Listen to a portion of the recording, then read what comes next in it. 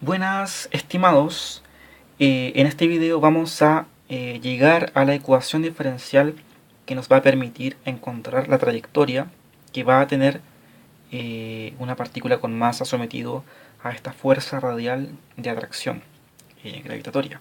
¿Ya?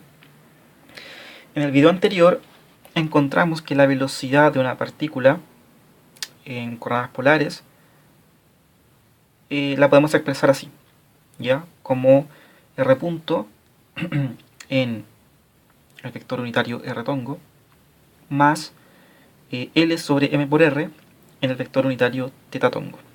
¿Ya?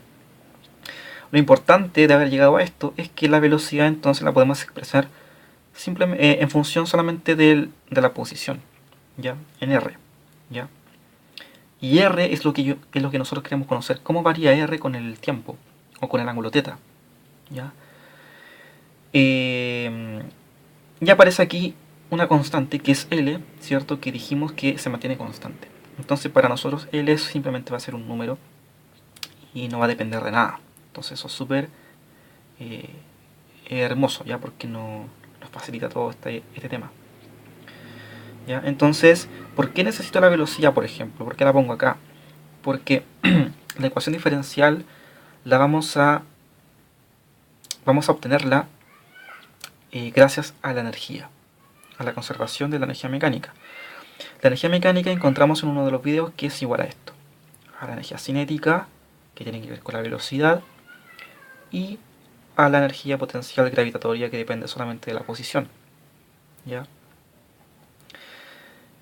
Bueno, entonces aquí tengo velocidad al cuadrado y aquí tengo la velocidad en coordenadas polares en su componente. Entonces, si la magnitud de esta velocidad la podemos meter aquí y por ende dejar la energía simplemente en función de la posición.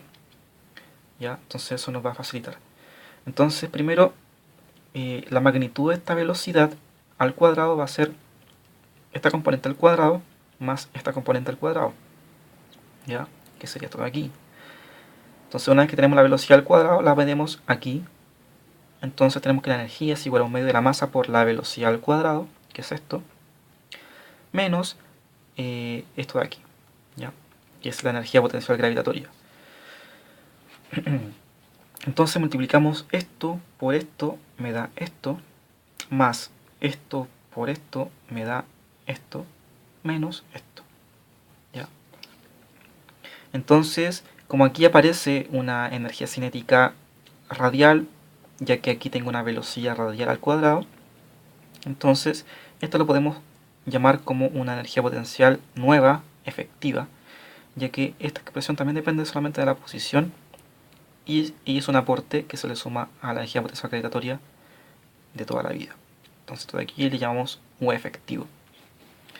¿Ya? Entonces la energía queda expresada únicamente en función a la posición. Si derivamos respecto al tiempo, a ambos lados tenemos que la energía, como es constante, no varía con el tiempo, entonces va a ser igual a cero la derivada. Entonces el lado izquierdo de esta ecuación va a ser 0 igual a la derivada de todo esto respecto al tiempo. La derivada de esto respecto al tiempo va a ser un medio de la masa por 2r punto por r2 punto, ¿ya? Más la derivada de esto respecto al tiempo. Si esto lo llamo u efectivo, entonces la derivada de todo esto respecto al tiempo va a ser la derivada de u efectivo respecto al tiempo. Pero este u depende en principio de r, así que por regla de la cadena, la derivada de u respecto al tiempo va a ser igual a la derivada de u respecto a r por la derivada de r respecto al tiempo, o sea, r punto. Pero como acá también tengo r punto y acá tengo 0, los puedo simplificar. Entonces puedo decir que 0 igual a m por r2 punto más la derivada de u respecto a r.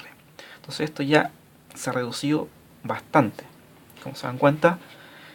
Y aparece algo que nos parece conocido, como es m por r2 punto, o sea, m por aceleración, según la ley de Newton. Ya, obtengamos esta expresión de aquí.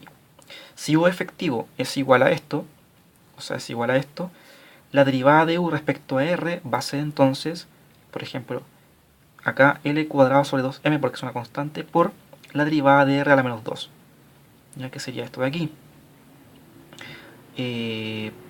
más g por m dividido r cuadrado, ya que aquí como tengo r abajo, Eso implica que es r a la menos 1, bajo el menos 1, con el menos me queda más, y me queda r al cuadrado. Acá se me simplifica el 2, bajo el r acá abajo, entonces reordenando me queda que la derivada de u respecto a r es igual a esto de aquí. ¿Ya? Entonces ahora esto lo meto aquí, entonces me queda que 0 igual a m por r2 puntos más esto, o sea, más esto.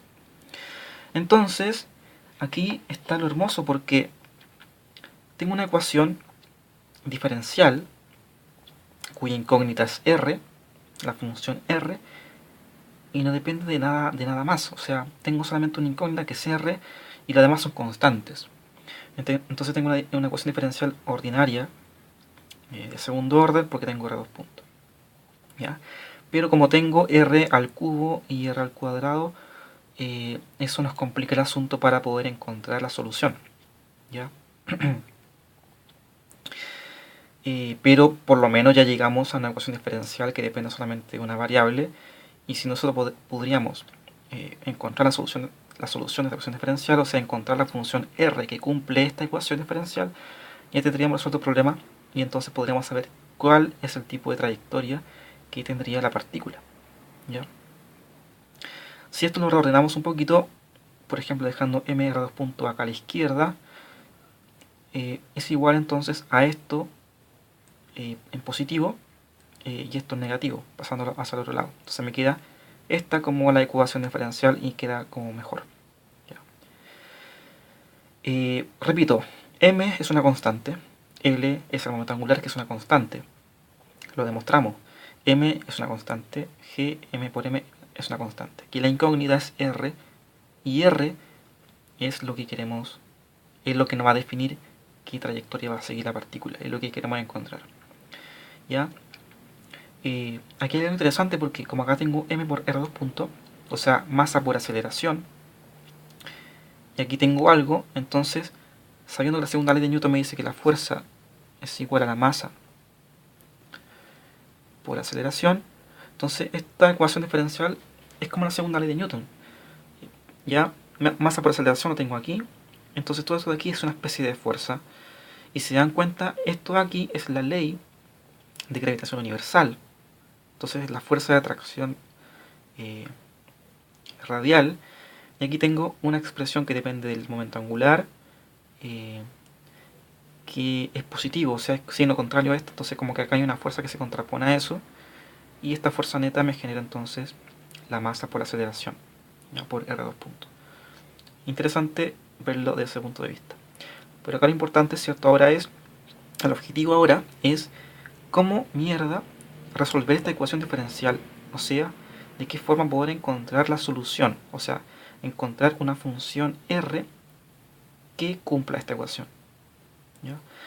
Y la verdad es que si bien así se ve un poco complicado, si se hace una sustitución inteligente, esto queda hermoso en una ecuación diferencial de segundo orden